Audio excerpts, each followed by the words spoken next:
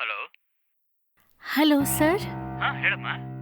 ನಮ್ಮ ಮನೆಯವ್ರ phone switch off ಅಂತ ಬರ್ತಾ ಇದೆ ಸರ್. 1 ಗಂಟೆಗೆ ಬರ್ತೀನಿ ಅಂತ ಹೇಳಿ ಬೆಳಗ್ಗೆನೆ ಹೊರಟೋದ್ರು. ಇವಾಗ 4 ಗಂಟೆ ಆದರೂ ಇನ್ನೂ ಮನೆಗೆ ಬಂದಿಲ್ಲ. ಫೋನ್ ಮಾಡಿದ್ರೆ ಸ್ವಿಚ್ ಆಫ್ ಅಂತ ಬರ್ತಾ ಇದೆ. ನನಗೇನೋ ತುಂಬಾ ಭಯ ಆಗ್ತಾ ಇದೆ ಸರ್. ಸರಿ ಸರಿ, ನೀನ್ ಟೆನ್ಷನ್ ತಗೋಬೇಡ. ಏನಾಯ್ತು ಗೊತ್ತಿಲ್ವಲ್ಲ. ಸರಿ, ಒಂದ್ 10 ನಿಮಿಷ ನಿನ್ ಮನೆಗೆ ಬರ್ತೀನಿ. ನೀನ್ ಭಯ ಪಡ್ಬೇಡ ಅಮ್ಮ. ಸರಿ ಸರ್.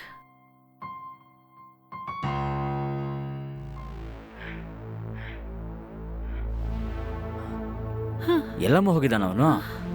ಸರ್, ಅಂಗಡಿಗೆ ವಸ್ತುಗಳನ್ನ ತಗೊಂಡ್ಬರ್ತೀನಿ ಅಂತ ಹೇಳಿ ಬೆಳಗ್ಗೆನೆ ಹೊರಟೋದ್ರು. ಅವ್ರಿಗೆ ಫೋನ್ ಮಾಡಿದ್ರೆ ಸ್ವಿಚ್ ಆಫ್ ಬರ್ತಾ ಇದೆ. ನನಗೇನು ತುಂಬಾ ಭಯ ಆಗ್ತಿದೆ ಸರ್. ಅವ್ರು ಇದುವರೆಗೂ ಈ ಥರ ಯಾವತ್ತೂ ಮಾಡಿಲ್ಲ ಸರ್. ಅದೇ ನಂಗೆ ತುಂಬಾ ಭಯ ಆಗ್ತಾ ಇದೆ ಸರ್. ಅವ್ರಿಗೇನೋ ಆಗೋಗ್ಬಿಟ್ಟಿದೆ ಏನೋ ಅಂತ ತುಂಬಾ ಭಯ ಆಗಿದೆ ಸರ್.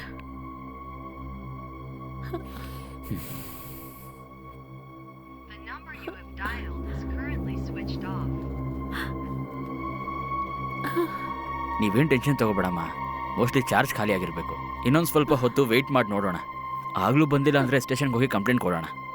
ನಾನಿದ್ದೀನಲ್ಲ, ನೀವೇನು ಟೆನ್ಷನ್ ತಗೋಬೇಡಿ. ಯಾವಾಗ ಸರ್ ಬಂದ್ರಿ? ಫೋನ್ ಯಾಕೋ ಸ್ವಿಚ್ ಆಫ್ ಮಾಡ್ಕೊಂಡಿದ್ಯಾ? ನಿನ್ನ ಹೆಂಡತಿ ಎಷ್ಟು ಭಯಪಟ್ಟಿದ್ಲು ಗೊತ್ತಾ ನಿನಗೆ? ಸರ್, ನನ್ನ ಮೊಬೈಲ್ ಕೆಳಗೆ ಬಿದ್ದು ಹೊಡೆದೋಯ್ತು ಸರ್. ರಿಪೇರ್ ಮಾಡೋಣ ಅಂತ ಮೊಬೈಲ್ ಸರ್ವಿಸ್ ಸೆಂಟ್ರಿಗೆ ಹೋದ್ನೆ. ಮೊಬೈಲ್ ಸರಿ ಮಾಡ್ಕೊಂಬರೋಕ್ಕೆ ಸ್ವಲ್ಪ ಟೈಮ್ ಆಯಿತು. ಮೊಬೈಲಿಗೆ ಸರಿ ಹೋಯ್ತು ಸರ್. ಸ್ವಲ್ಪ ಚಾರ್ಜ್ ಮಾತ್ರ ಹಾಕಬೇಕು. ಏನೇ ಇದ್ರೂ ಇನ್ಫಾರ್ಮ್ ಮಾಡಬೇಕಿತ್ತು ಅಲ್ವಾ? ನೀನು ಬಂದಿಲ್ಲಂತವ್ರು ಎಷ್ಟು ಭಯಪಟ್ಟಿದ್ದಾರೆ ನೋಡು. ಸಾರಿ, ನಾನು ಕ್ಷಮಿಸ್ಬಿಡು. ಸರಿ, ನಾನು ಬರ್ತೀನಿ. ಸರ್ ಏನಾಯ್ತು ಸರ್? ನಿನ್ನ ಹೆಂಡತಿ ಕಾಲ್ ಮಾಡಿದ್ದಕ್ಕೆ ಓಡೋಡ್ ಬಂದಿದ್ದೀನಿ. ಆಫೀಸಲ್ಲಿ ತುಂಬ ಕೆಲಸ ಇದೆ. ಇನ್ನೊಂದಿನ ಬಂದು ಮಾತಾಡ್ತೀನಿ.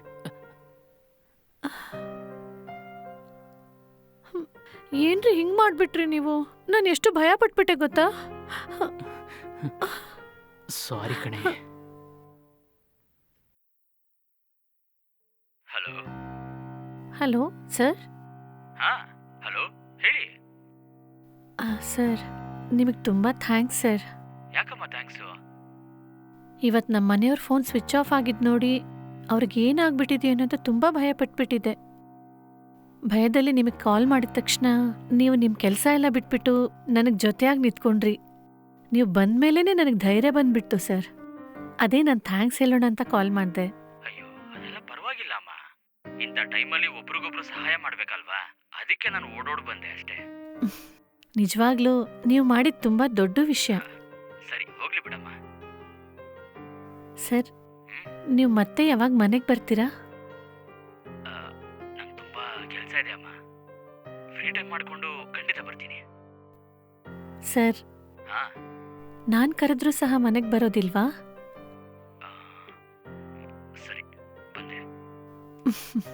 Thank you sir. ನಾನೇನಾದರೂ ನಿಮ್ಮನ್ನ ನನ್ನ ಮದುವೆಗೆ ಮುಂಚೆ ನೋಡ್ಬಿಟ್ಟಿದ್ರೆ ನಾನು ನಿಮ್ಮನ್ನೇ ಮದುವೆ ಮಾಡ್ಕೊಳ್ತಿದ್ದೆ. ಹೌದಾ? ಜೊತೆಲಿ ಯಾರೂ ಇಲ್ಲದೆ ಹೇಗೆ ನೀವು ಒಬ್ಬಂಟಿಯಾಗಿರ್ತೀರಾ? ಅದು ಅಭ್ಯಾಸ ಆಗ್ಬಿಟ್ಟಿದೆ. ನಿಮ್ಮ ಒಂಟಿತನನ ನಾನು ಹೋಗ್ಲಾಡಿಸ್ಲಾ? ಆದರೆ ಈ ವಿಷಯ ಮಾತ್ರ ನಮ್ಮ ಮನೆಯವ್ರಿಗೆ ಗೊತ್ತಾಗ್ಲೇಬಾರ್ದು. ಅಯ್ಯೋ, ನಾನು ಹೇಳೋದಿಲ್ಲ. ಹಾಗಾದ್ರೆ ನಾವು ಇವಾಗಲೇ ಸಂತೋಷವಾಗಿರೋಣ, ಬನ್ನಿ. ಸರಿ.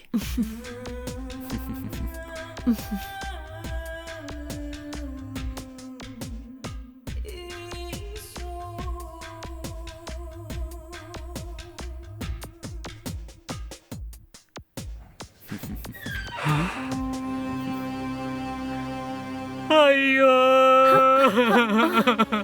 ನನ್ನ ಜೀವನನೇ ಹಾಳಾಗೋಯ್ತೆ. ನಮ್ಮ ಅಪ್ಪನ ತರ ಅನ್ಕೊಂಡಿರೋ ಬಾಸೆ ನನ್ನ ಜೀವನನ ಹಾಳು ಮಾಡಿಬಿಟ್ರಲ್ಲ. ಅಯ್ಯೋ, ಮಾಡೋದು? ಅಯ್ಯೋ ಅಯ್ಯೋ, ನನಗ್ ನ್ಯಾಯ ಬೇಕು. ಇವಾಗ್ಲೇ ಎಲ್ಲರ ಹತ್ರ ಹೇಳಿ ನಾನು ಏನ್ ಮಾಡ್ತೀನಿ ನೋಡು. ಈಗ ನನ್ನ ಜೀವನನೇ ಅಯ್ಯೋ,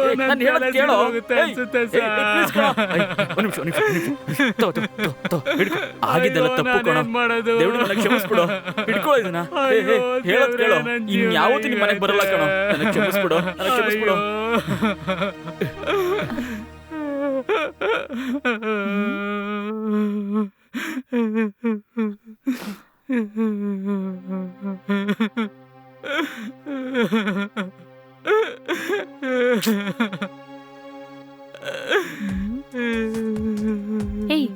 ನೋಡಿದ್ರೆ ಇವತ್ತೆಲ್ಲ ಕೆಟ್ಟೋಯ್ತು. ಇವತ್ತು ಅವನ್ನ ಬುಟ್ಟಿಗೆ ಹಾಕೊಂಡು ಅವ್ನ ಎಲ್ಲಾ ಆಸ್ತಿನ ಲಪ್ಟಾಯಿಸ್ಕೊಳ್ಳೋಣ ಅಂತ ನೋಡಿದ್ರೆ ಮಧ್ಯದಲ್ಲಿ ಬಂದ್ ಎಲ್ಲಾ ಹಾಳು ಮಾಡ್ಬಿಟ್ಟೆ. ಹೇ ಅವನಿಲ್ಲಿ ಇರ್ತಾನಂತ ನನಗೆ ಗೊತ್ತಿಲ್ಲ ಕಣೆ. ನಾನೇನು ಕ್ಯಾಶುವಲ್ ಆಗಿ ಬೆಡ್ರೂಮಲ್ಲಿ ಮಲ್ಕೊಳ್ಳೋ ಅಂತ ಡೋರ್ ಓಪನ್ ಮಾಡಿದ್ನೆ. ಟಕ್ಕಂತ ನಿಮ್ಮಿಬ್ಬರನ್ನ ನೋಡಿದ ತಕ್ಷಣ ನನಗೇನು ಮಾಡ್ಬೇಕಂತ ಗೊತ್ತಿಲ್ಲದೆ ನಾನು ಅಳೋ ಥರ ಆ್ಯಕ್ಟಿಂಗ್ ಮಾಡಿದೆ. ಹೇಯ್, ಇನ್ನೊಂದ್ 2 ಸರಿ ಏನಾದ್ರೂ ಅವ್ರು ಇಲ್ಲಿ ಬಂದ್ಬಿಟ್ಟಿದ್ರೆ ಆ ಮನುಷ್ಯನ ಹತ್ರ ಲಕ್ಷ ಲಕ್ಷ ದುಡ್ಡು ಇಸ್ಕೊಂಡು ನಾವ್ ಆರಾಮಾಗಿರ್ಬೋದಿತ್ತು. ಎಲ್ಲಾನು ಹಾಳು ಮಾಡ್ಬಿಟ್ಟೆ ಕಣೋ. ಸರಿ ಬಿಡು ಕಣೆ, ಅವನು ಹೋದ್ರೆ ಹೋಗ್ಲಿ ಬಿಡು. ನಮಗಿನ್ನೊಬ್ಬ ಬಾಯ್ ಬಡ್ಕ ಸಿಗಲ್ವಾ ಏನು? ಏನು ಹೇಳ್ತೀಯಾ?